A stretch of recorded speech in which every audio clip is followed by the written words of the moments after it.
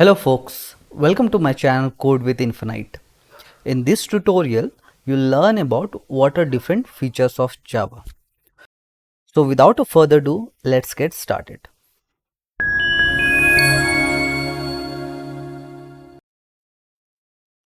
Java has many features.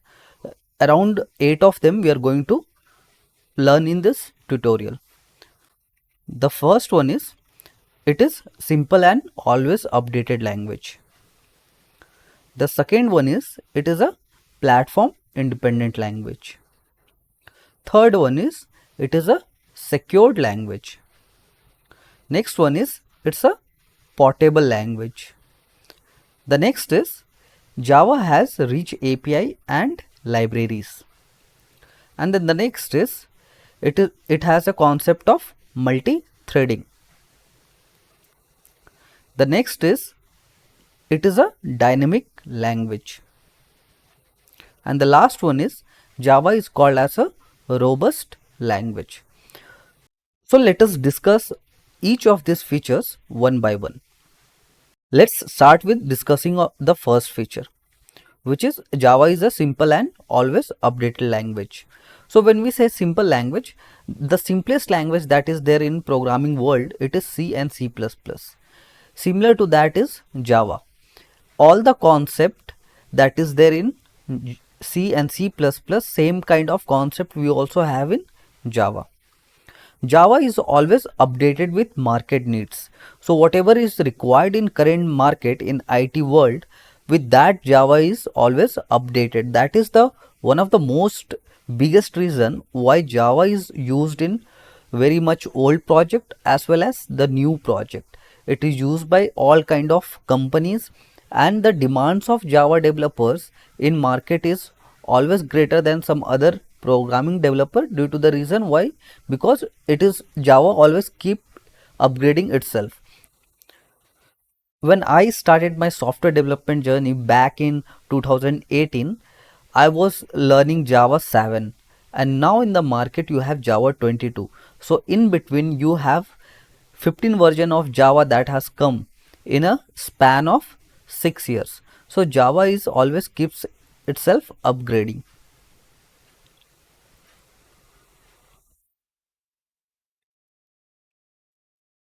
And also Java is like a base language. If you know Java, it's very easy to upgrade yourself in any other programming languages, maybe be it a Python, .NET or Ruby. So it's very easy for you to upgrade yourself, you know the base language, which is Java. The next feature is it is called as platform independent language. Now what do we understand by platform independent language? You might have observed in my previous tutorial, I have told something about bytecode, right? We have source code, we have bytecode, and then we have native or machine code. So this bytecode is an intermediate code that is only present with Java. In C or C++, you don't have a bytecode or intermediate code. The source code is directly transpiled or compiled to machine code or native code. But in Java, you have an intermediate code which is called as bytecode, which makes it platform independent. When we say platform independent, say that a bytecode is generated in a Windows operating system. The same bytecode can be taken and it can be run on different operating system, be it a Linux or Mac operating system.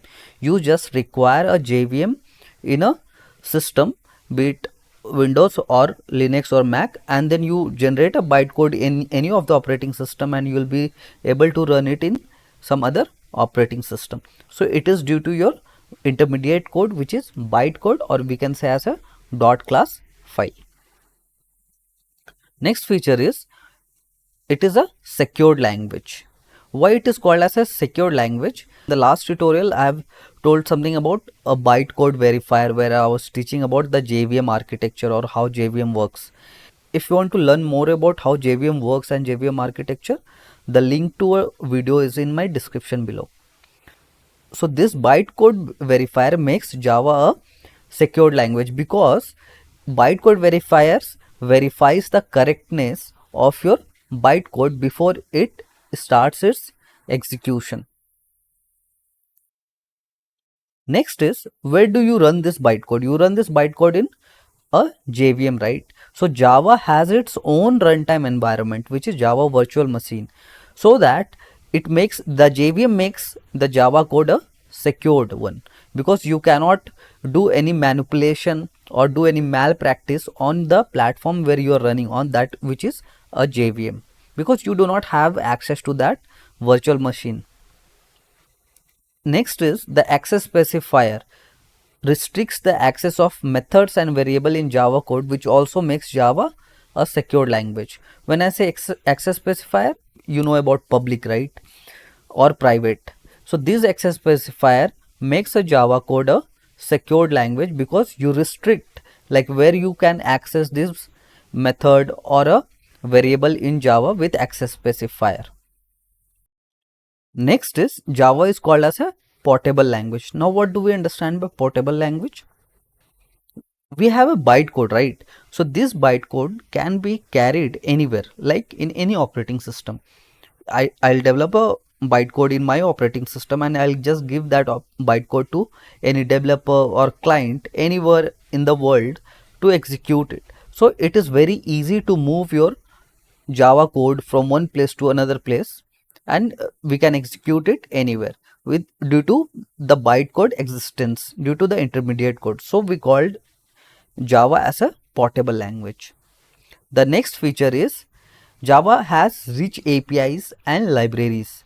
So when we say APIs and libraries, so there is something called as JPA, called as Java Persistent API. So if Java code has to communicate with database, there is a API already present. You just have to make use of it, or I can say there is already a piece of code that is already present, or a framework that is already present, that helps you to communicate with your database from Java code. So we have APIs for that.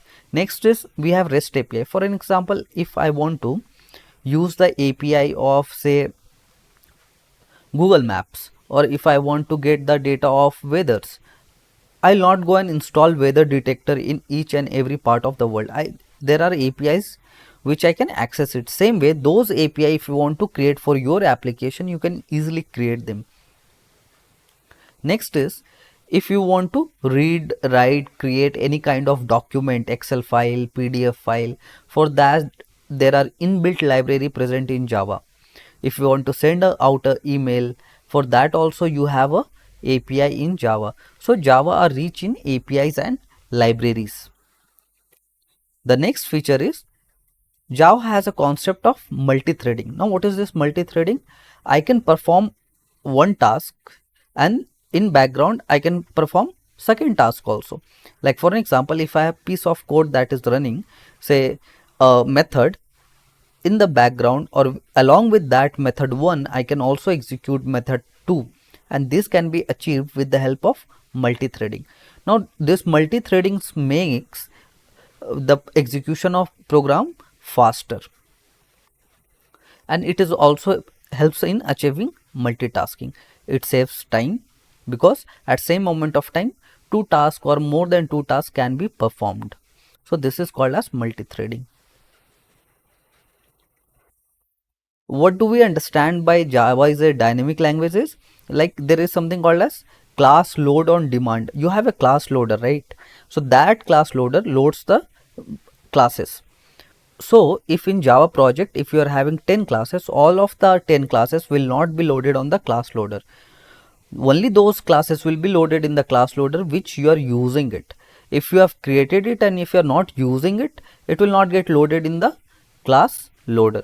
And what do you mean by using it? Say if you have created an object of that class, if there is a main method in that class, and if you are running your application, then those classes will get loaded only.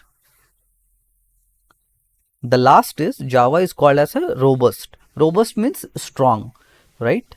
So when we say strong, how does Java makes itself strong? First is due to memory management.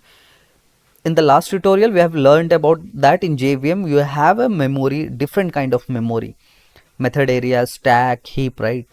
So and all of them serves a different purposes. So the memory management in Java is very good because it has different memories for different uses. And we have also seen about garbage collection, right? So Java has a very good garbage collection, automatic garbage collection for all the unused object references, which helps you to manage your memory efficiently. Exception handling are there in Java, and type checking mechanism. When I say type checking mechanism, for example, if you are creating a variable, say int equal to 10. So in this case, at the time you are declaring a variable, you are declaring the data type, which is int, right? So at the time of declaration, if you are declaring the data type of a variable in such kind of language, is called as a static typed language. So that's all for this tutorial. In the next video or in the next tutorial, you'll learn about variables and data types in Java. If you have liked the video, please do subscribe to my channel, share with your friends and give me a like. Thank you.